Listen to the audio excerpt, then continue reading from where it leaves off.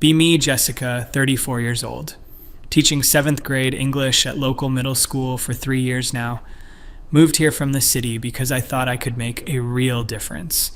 These suburban kids need someone to challenge their narrow worldview. Looking at my classroom of 13-year-old boys know exactly what I need to do. They're at that crucial age where their ideas about manhood are forming. Can already see some of them mimicking their father's behaviors. The aggressive posturing, the dismissive attitudes toward anything soft. One kid, Brandon, literally refuses to read any book with a female protagonist. Another one, Tyler, makes gagging sounds when we discuss emotional themes in literature. This is exactly the problem. Decide to use my position to actually help these boys. Not in the curriculum, but that's fine. Sometimes the most important lessons aren't in any textbook. Start small during our unit on The Outsiders. Classic book about boys and emotions, perfect entry point. Ask the class what they think about the male characters crying in the story. Most of them squirm, look uncomfortable. Crying is for girls, Miss Jessica says Brandon. Here's my moment. Spend the next 40 minutes explaining how that attitude is precisely what's wrong. Tell them about how society conditions boys to suppress their emotions. Explain that this is what we call toxic masculinity. Can see some confused faces, but others are nodding. Good, they're listening. Over the next few weeks, weave it into every lesson. Reading To Kill a Mockingbird becomes a discussion about patriarchal structures. Atticus Finch is heroic, yes, but he's still operating within a male-dominated system. Point out how Scout is punished for being tomboyish by certain characters. Ask the boys why they think society fears girls who act masculine but mocks boys who show any feminine traits. What even are feminine and masculine traits, I ask them. Why do we gender emotions and behaviors? Can see some wheels turning. During our poetry unit, assign them to write about their feelings. Specify that I want vulnerability, not bravado. Some boys complain, say their dads would think this is stupid. Perfect opening. Gather them after class one day. Close the door. I want to talk to you all about something important. Tell them that their fathers grew up in a different time, a time when men didn't know better. Explain that their dads were raised with limited, harmful ideas about manhood. Real strength comes from rejecting those outdated models. Real courage is embracing qualities that society calls feminine. Compassion, emotional openness, gentleness, cooperation over competition. See some boys really engaging now. Tyler raises his hand, asks if this means sports are bad. No, I explain, but the hyper-competitive, aggressive culture around boys' sports often is. It's about why you play, how you treat teammates and opponents. Are you performing masculinity or just being yourself? Start. Bringing in articles I print out. Nothing the school approved, but these kids need exposure to different ideas. Pieces about how gender is a social construct, how the patriarchy hurts everyone, including men, how boys are trapped by expectations just like girls are. Make them journal about times they felt pressured to be a man. The responses are actually heartbreaking. One kid writes about his dad yelling at him for wanting to take art class instead of shop. Another writes about being called slurs for liking musical theater. This is why this work matters. Start using our vocabulary lessons to introduce terms. Patriarchy, hegemonic masculinity, gender performance, heteronormativity. Disguise it as advanced English vocabulary. Technically, these are real terms they might encounter in high school texts. Have them use the words in sentences. The patriarchy affects everyone in our society. Feel like I'm really getting through. Some boys are even checking out books I recommend. Bell hooks, Roxane Gay, made accessible. Articles and essays, nothing too advanced, but enough to plant seeds. Then one day in November, everything falls apart. Kid named John forgets his journal in class. I always tell them the journals are private, just between us. His mother finds it when she comes to pick him up from chess club, flips through it, sees all his entries about rejecting his father's masculinity. One entry where he wrote about how his dad's obsession with him playing football is patriarchal conditioning, using the exact phrases I taught him. Next morning, get called to Principal Robert's office. He's sitting there with John and both his parents.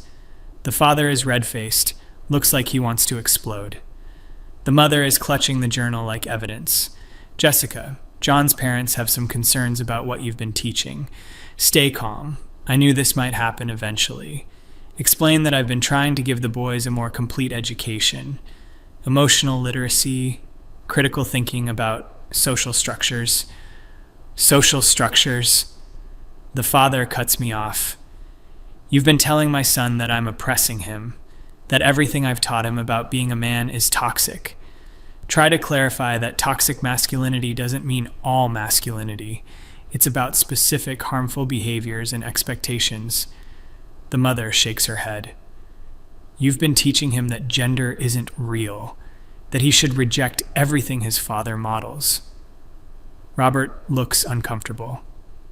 Jessica, this isn't part of our English curriculum.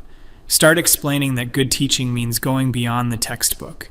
These boys need tools to understand their world, need to question the systems they're inheriting. The father stands up. I don't pay taxes for you to indoctrinate my son with your political agenda. This is English class. You're supposed to teach grammar and books. Feel my face getting hot. Explain that literature is inherently political. We can't divorce texts from their social context. Examining power structures is part of literary analysis. Not in 7th grade, it isn't, says Robert. He looks tired. Jessica, I'm going to need you to stick to the approved curriculum going forward. Want to argue, but the meeting is clearly over. Think maybe it'll blow over. It does not blow over. Turns out John's mom is friends with Tyler's mom, and Brandon's mom, and half the other moms in the class. Within 3 days, my entire curriculum is being examined.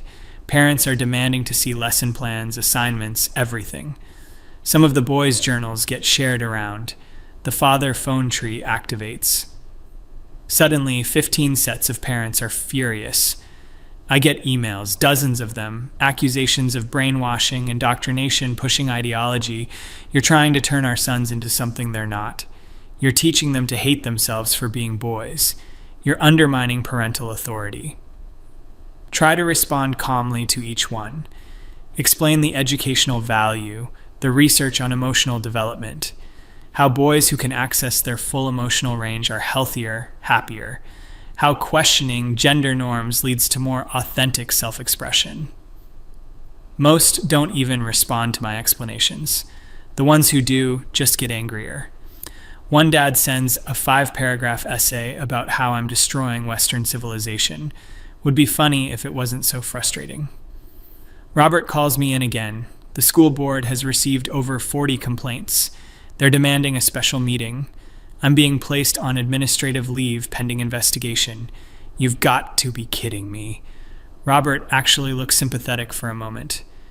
Jessica, what were you thinking? These are middle schoolers in a conservative community. You had to know this would explode. Tell him that someone has to challenge these kids' assumptions. Someone has to teach them there are other ways to be, other ways to think about gender and power and themselves. That's not your job, he says quietly. Your job is to teach English. Storm out. Feel betrayed. Spend the next 2 weeks preparing for the school board meeting. Know I need to defend not just myself, but the principals. Gather research studies, articles, educational theory. Practice my statement over and over. The night of the meeting, the school gymnasium is packed. Never seen this many people at a board meeting. Rows of angry parents, mostly fathers, arms crossed. A few mothers who look equally hostile. The school board sits at a long table looking uncomfortable. Robert is there, the superintendent, a couple other administrators. They call the meeting to order. The board chair, a man named Douglas who owns a car dealership, explains the situation, then opens the floor to public comment. First dad who stands up is John's father. My son came home telling me that I'm part of something called the patriarchy, that the way I've raised him is toxic, that he should reject my values and embrace being feminine. This woman has been conducting psychological warfare on our children. Several parents applaud. Another mother stands. I sent my son to school to learn reading and writing, not to be experimented on with radical gender ideology. She's been secretly teaching material we never approved, material that contradicts our family values. More applause. Dad after dad stands up, all saying variations of the same thing. I've overstepped, indoctrinated, pushed an agenda. One father actually calls me a predator. She's targeting vulnerable young boys and trying to confuse them about who they are. That one makes my blood boil. Finally, it's my turn to speak. Stand up. Walk to the microphone they've set up. Hands shaking but voice steady. I understand that many of you are upset, but what I was teaching your sons wasn't radical or dangerous. It was basic emotional literacy and critical thinking. Explain the curriculum I developed, how I used literature to explore gender expectations, how I encouraged boys to examine the messages they receive about manhood. These boys are being raised in a culture that tells them emotions are weakness, that anything associated with femininity is inferior, that their worth is tied to dominance and suppression. Some parents are shaking their heads. Keep going. I was teaching them that these are social constructs, that gender roles are invented, not natural, that the patriarchy, yes, it exists, hurts everyone, including them. Voice getting stronger now. Your sons deserve to know they can be whole people, that they don't have to perform masculinity in rigid, limiting ways, that their father's generation had limited understanding, and that they can choose something better. The room erupts. Parents shouting, several standing. Douglas bangs his gavel. One of the board members, a woman named Patricia, raises her hand. Ms. Jessica, did you get approval for any of this curriculum? Pause. No, I developed it independently. You understand that teachers are required to follow approved materials, especially for controversial topics. I didn't consider it controversial. I considered it educational. Another board member jumps in. You were teaching 7th graders that their fathers are oppressive, that traditional male roles are toxic, without any parental notification or consent? Try to explain the nuance. Toxic masculinity is specific behaviors, not all men. Patriarchy is a system, not individual fathers. But the room isn't interested in nuance. Parent after parent demands my firing.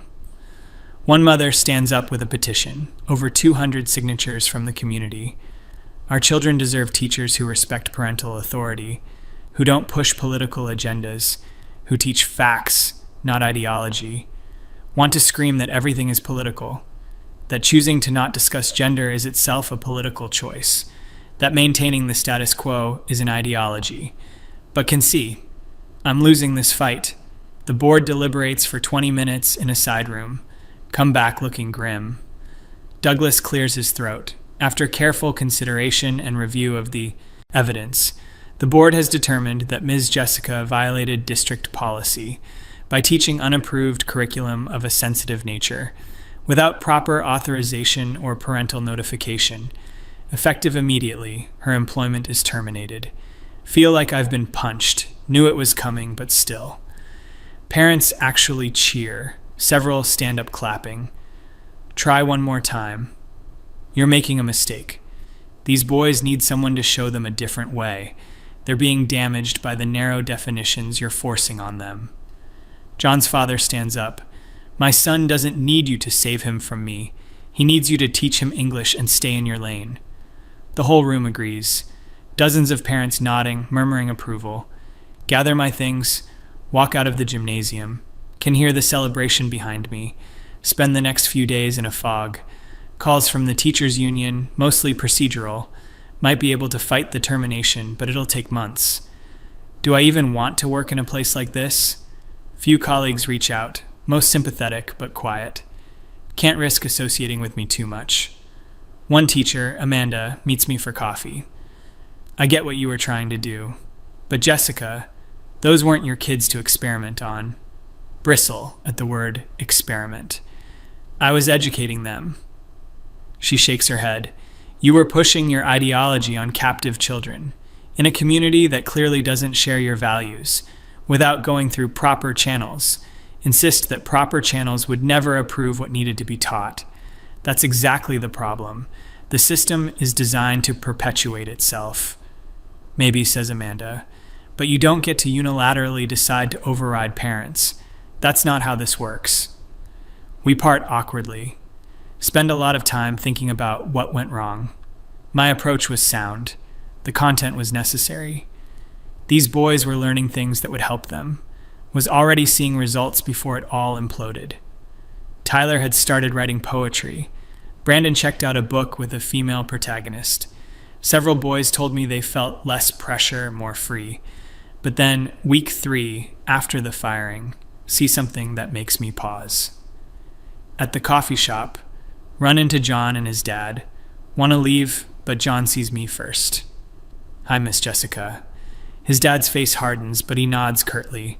John looks happy, animated, talking to his father about some football game, his dad's hand on his shoulder, both of them smiling. They're close, easy with each other. Feel a weird twist in my stomach.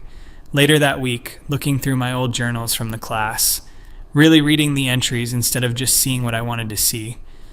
One from Tyler. Miss Jessica says my dad's ideas about men are outdated, but my dad is the smartest person I know. One from Brandon. I don't understand why liking sports is bad. I like sports. Does that make me toxic? One from John. I love my dad, but Miss Jessica says he's part of the problem. Sit with these for a long time. Remember Amanda's words. Those weren't your kids to experiment on. Remember the school board, respect parental authority. Remember that, Father, my son doesn't need you to save him from me. Still believe in everything I taught. Still think toxic masculinity is real and harmful. Still think gender roles are constructed and limiting. Still think the patriarchy exists and damages everyone. But something nags at me. These boys weren't being abused or neglected. Their fathers weren't monsters.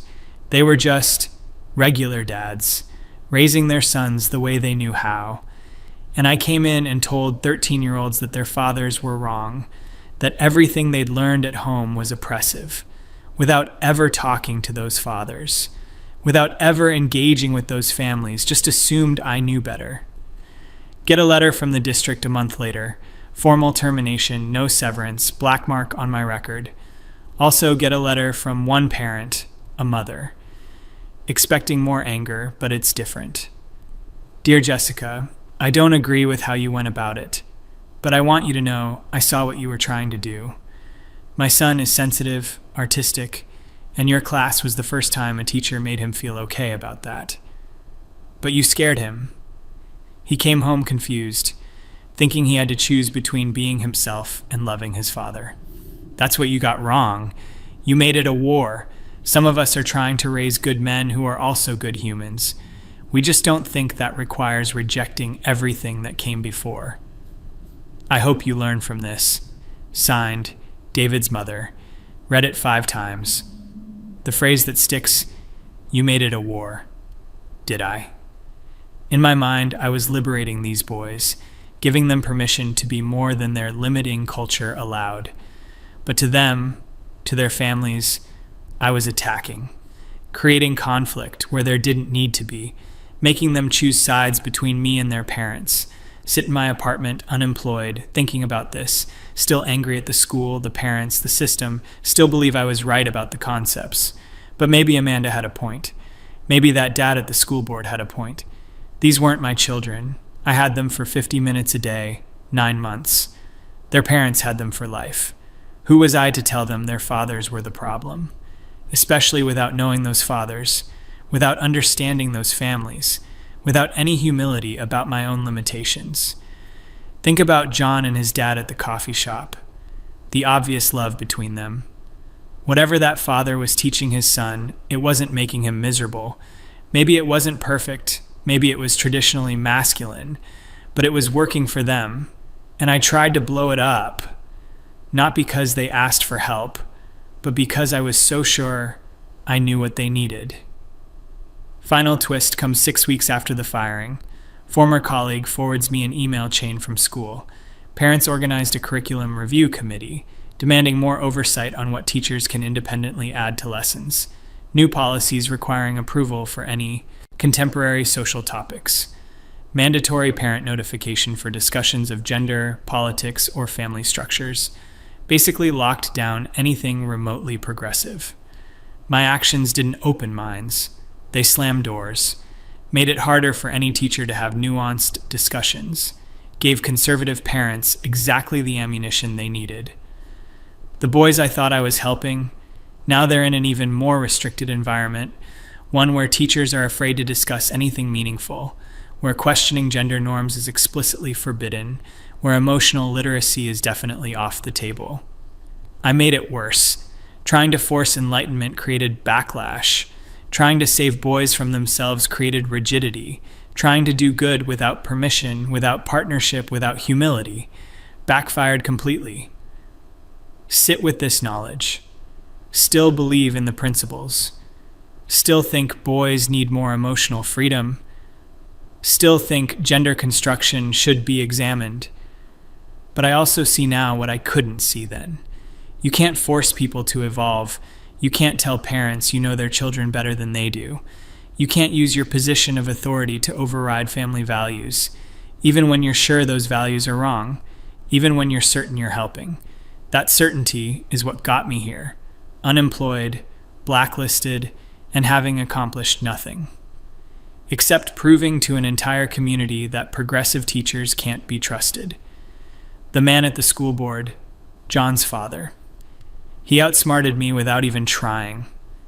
Just by being a good dad, just by actually knowing his son, just by having a relationship I couldn't compete with.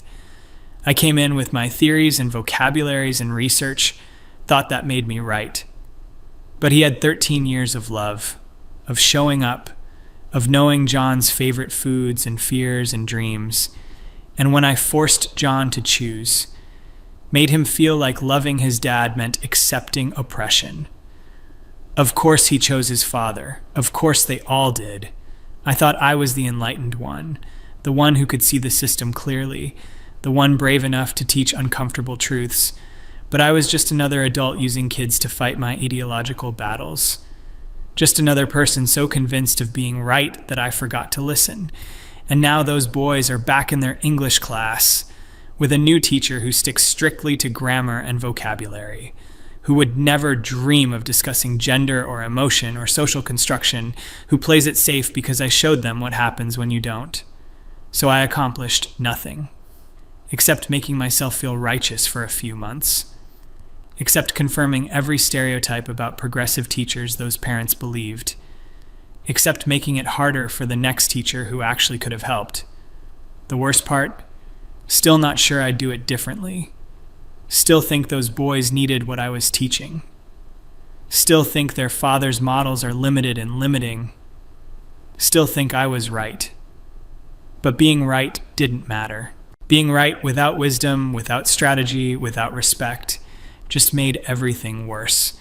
That's what I can't forgive myself for. Not being wrong, but being useless. John's dad didn't need arguments or research. He just needed to be there when I wasn't. He just needed to love his son better than I could theorize about him. And that was enough. That's what beat me.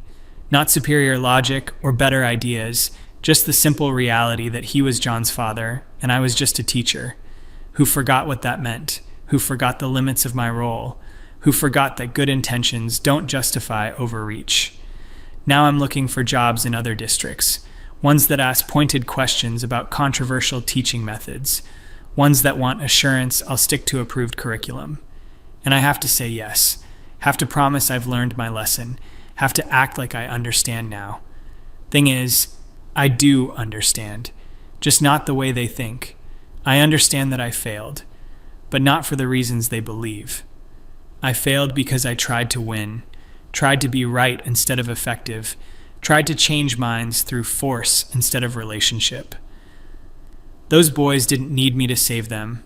They needed me to teach them English, and maybe, carefully, with permission, with partnership, to help them think about who they want to be.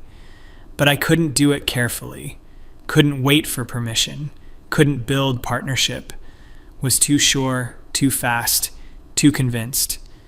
And a man who never argued with me, who never debated feminist theory, who just showed up to the school board meeting and said, "That's my son," beat me completely. because he was right about the thing that mattered most.